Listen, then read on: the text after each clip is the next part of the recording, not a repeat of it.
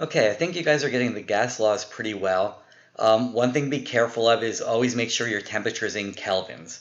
Some of you kept them in Celsius, and that won't work. Pressures can be in any unit you want. And I know we talked about kilopascals as pressure units. In the worksheet, the previous worksheet, they used some other units of pressure, and tonight's they will too. Doesn't really matter what the pressure unit is as long as you're consistent. So if they give you pressure in atmospheres, your answer will be in atmospheres. If they use millimeters of mercury, which is a unit of pressure, surprisingly enough, that's given by if you have air pressure pushing up on a glass column full of mercury, it'll push the mercury up a certain number of millimeters, and so that's a measure of the pressure. But it doesn't really matter. They use that unit, that's what your answer is going to be in. As long as your unit's consistent, you're fine. Same for volume. If you're using liters, milliliters, whatever, as long as it's the same on both sides, there's no problem. Don't forget the little reminder I posted. A cubic centimeter is a milliliter. It's been a while since we talked about that, but it's used in some of the worksheets. A cubic decimeter is a liter. So there's that. Now, let's go on today to our last of the new gas laws, and then we'll put them all together tomorrow.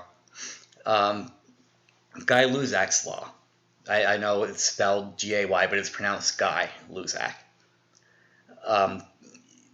So far, we've related volume to pressure, that was Boyle, volume to temperature, that's Charles.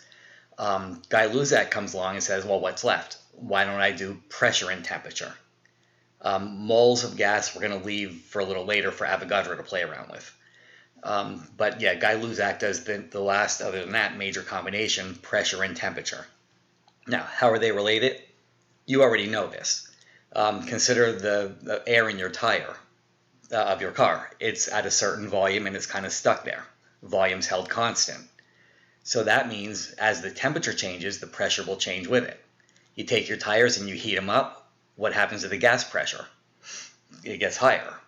In the winter, when the temperature goes way down, sometimes your car gives you low pressure alerts on your tires because as the temperature decreased, the pressure decreased with it. So that's Guy-Luzak's law. There we go. Here they show it. 300 Kelvin, there's your pressure of 100 kilopascals. You've increased the temperature. In fact, notice you've doubled the temperature to 600, and the pressure has doubled also. So once again, that's why Guy-Luzak gets his name on this. They knew the pressures and temperatures were changing. They just didn't know it was a direct mathematical proportion until Guy-Luzak came along. So I guess that's how we can state Guy-Luzak's law. The pressure and temperature are directly proportional to each other, as long as you hold the volume and, of course, the number of moles constant. Just like we saw with Charles' law, that direct proportion works out to this P1 over T1 equals P2 over T2. Let me get out of the PowerPoint and show you that with my beautiful handwriting. Since pressure and temperature are directly proportional, that means P equals K times T. That's a terrible P. I've just made it worse. So right there is Guy-Luzak's law. You see it's very similar to Charles' law, V equals KT. But he was holding pressure constant. We're holding temperature constant, so now we get pressure equals KT instead. But now if you have two conditions, oh, and by the way, notice if you rearrange, you can get P over T equals, I don't know what I'm doing, equals constant. So if you have two conditions, P1 and T1, so there's a gas container at T1 and the pressure in there is P1. Now I heat it up to a temperature T2. Notice the container is still, well, it's supposed to be the same size, mine isn't, because I'm not changing the volume. And now I get a new pressure of P2.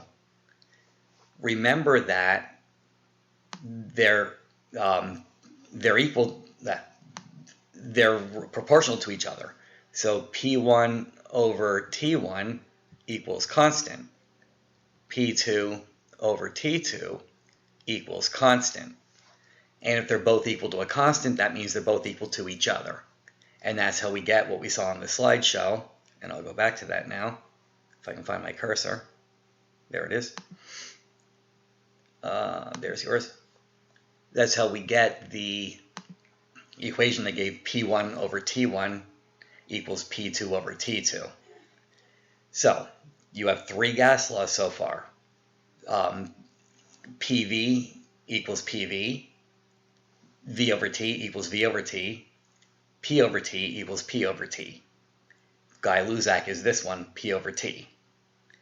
And how you're going to work this is the same way you've worked the other gas laws. There's four things here. I'm going to give you three of them. You find the fourth one. I can give you a pressure and a temperature, give you a new temperature, ask to find the new pressure. Or give you the pressure, ask you to find the temperature. Maybe give you the final conditions, ask you to find the original pressure or some such. As long as you're given three of the things, you can find the fourth. Once again, just like I said in the beginning, the pressure could be in any unit you want it to be in, as long as you're consistent. You wouldn't use kilopascals for P1 and then atmospheres for P2. You can't do that. It's got to be the same unit. Temperature, though, you must use kelvins. If you plug your temperatures in Celsius, it's going to give you wrong answers. Just to give you an example, if I cool the air down to the freezing point in the winter, 0 degrees Celsius, well, I'm plugging in a 0 down here in Celsius, and you can't divide by 0, you get a mathematically undefined result.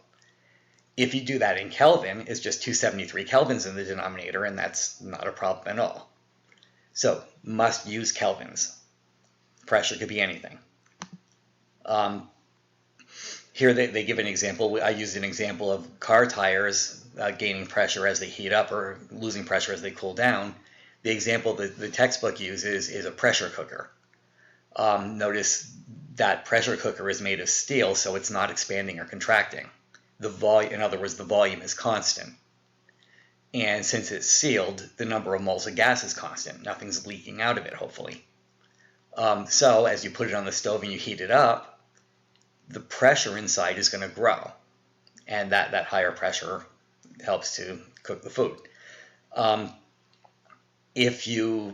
At some point, the pressure could be that becomes so large that the container itself can't hold the pressure, and then the container ruptures, and we call that an explosion. So in the real world, they'll always have some kind of safety valve on there. If the pressure gets too high, it allows some of the gas to escape. Once you let gas escape, you're changing the number of moles, and Guy-Luzak's law doesn't work anymore. The pressure will stop growing. So, the real world. Okay, so here's this sassy girl again, giving us a problem to do. We have aerosol cans. Again, throw away all the words. This is not English class. Let's get to the good numbers. The gas inside the can is at a pressure of 103 kilopascals and a temperature of 25 degrees Celsius. So there's your P1, 103, and your T1, 25 Celsius. Got to make it Kelvin. Now, thrown into a fire, whatever, what will the pressure be? So they're asking us, what is P2? Given that the new temperature is 928 degrees Celsius, again, convert to Kelvin, that's your T2. So they give us P1, T1, and T2. They ask us to find P2. That doesn't sound too bad, right? So there they summarize what they gave us, P1, T1, T2, and there's your P2. Don't forget, we got to convert these to Kelvin. I bet the next slide they do that. And I'm a genius, aren't I? So there's the Kelvin values. Now we can plug into Guy-Luzak's equation. They rearrange it first because they love doing that. If you'd prefer, you could just plug in the P1, T1, and T2 right here and rearrange the numbers. They instead took this T2, multiplied to bring it up top there, and get the equation at the bottom. So they rearranged the algebra first rather than plugging the numbers in.